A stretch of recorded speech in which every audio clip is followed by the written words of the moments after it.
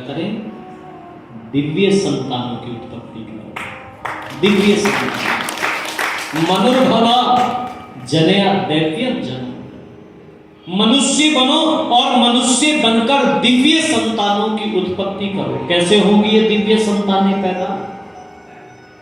मेरी माताओं बहनों, इसके लिए तो तैयारी करनी पड़ेगी। गृहस्थ आश्रम में जब व्यक्ति जाता है तो क्यों जाता है? यदि आज किसी गृहस्थी से ये पूछ लिया जाए, एक बिल्कुल न्यू कपल जो वेदी पर जो विराजमान है वर और कन्या, उनसे आप यदि ये पूछ रहे तो विवाह क्यों कर रहे हो भाई, तो उनके पास में आज इस बात का कोई उत्तर नहीं है।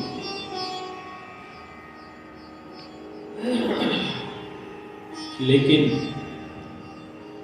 जब आप इस देश के साहित्य को टटोलेंगे, इस देश के अतीत के पन्ने को टटोलेंगे, तो पता लगेगा कि एक एक संस्कार के पीछे उद्देश्य छिपा हुआ है। विवाह उत्तम संतान की प्राप्ति के लिए कर रहे हैं, दिव्य संतान की प्राप्ति के लिए, इस राष्ट्र के निर्माण के लिए। इसलिए एक होम वहां पर किया जाता है, उस होम का नाम ही राष्ट्रभृत होम है। आज तो ये चर्चाएं गायब हो गई, क्योंकि विवाह ना कोई करवाता ढंग में और ना कोई सुनता ढंग में। भागम भाग मची हुई है। इसलिए पुरानी माताएं कहती थी, भैया जैसा तेरा नाच कूद ऐसा ही मेरा वार फेर। सुंदर संस्कारों की छत्र छाया में दिव्य संतानों का निर्माण हुआ करता है। किसी किसान से एक बात पूछना, किसान तू जो खेत में बीज बो करके आता है, तो खेत में बीज बोने से पहले कोई तैयारी नहीं करता है कि ऐसे ही बीज को फेंक आता है? तो वो किसान बताएगा, नहीं नहीं, पहले खेत को तैयार किया जाता है, पहले खेत को तैयार किया जाता है, देखा जाता है भूमि बीज को एक्सेप्ट करने के लिए, ग्रहण करने के लिए पूरी तरह से तैयार हो भी चुकी है कि नहीं, इसमें नमी कितनी है, इसका ध्यान किया जाता है। इसमें कोई और खरपतवार तो नहीं है। सारी चीजों से संतुष्ट जब किसान हो जाता है, तब उस खेत में साधारण कोटि का बीज नहीं, बेकारा सा बीज नहीं, कैसा? उत्तम कोटि का, उत्तम प्रकार का बीज उस खेत में बोता है, तो बढ़िया लहराती हुई फसलें पैदा होती हैं। मेरी माताओं बहनों, धर्म प्रेमी बंधुओं, फसल का तो बहुत ख्याल किया जा रहा है। फसल अच्छी हो, इसके लिए बहुत तैयारी की जा रही है।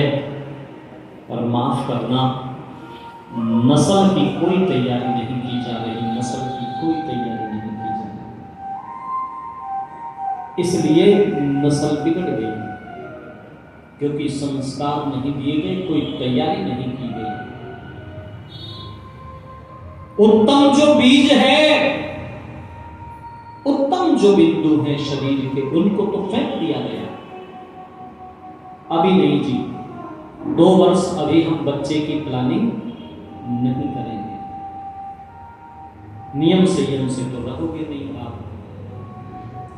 2 वर्ष के बाद जो तुम धरा में बोओगे, वो तो उत्तम कोटि का बीज नहीं है। समझना होगा इस विज्ञान को, जानना। इसलिए मैं कहता हूं, श्री राम कथा, श्री कृष्ण कथा, बजरंगबली वीर हनुमान जी की कथा, आप आइएगा आदर्श नगर आर्य समाज में सुनने के लिए। आदर्श नगर आजादपुर मंडी के पास, यहाँ से बहुत दूर नहीं होगी, आप आइएगा। 15 मई से लेकर के और 21 मई तक समय यही रहेगा जो यहाँ है, 7:30 से 9:30। आप आना वहां पर। मैं निवेदन करूंगा, बजरंगबली हनुमान बनाने के लिए क्या करना होता है। आज तो कपोल कल्पित कल्पनाएं जिनका बुद्धि से कोई दूर दूर तक लेना देना नहीं, वो बता दें। ये एक सोची समझी साजिश है, हमारे सत्य शास्त्रों से, हमारे इतिहास से छेड़छाड़ कर दी गई है। संस्कार किया राजा दशरथ ने, जात कर्म संस्कार किया, समय आने पर नामकरण संस्कार किया। राम, लक्ष्मण, भरत और शत्रुघ्न चारों पुत्रों के नाम रखे राजा दशरथ ने। और मेरी माताओं, बहनों, धर्म प्रेमी बंधुओं, वैसे तो चारों पुत्र ही राजा दशरथ को प्राणों से भी ज्यादा प्रिय थे, लेकिन राम में तो राजा दशरथ की विशेष प्रीति थी। बाहों का पालना बना करके अपने राम को झुलाते तो बरबस राजा के मुख से निकल पड़ता कि तुझे सूरज कहूं या चंदा,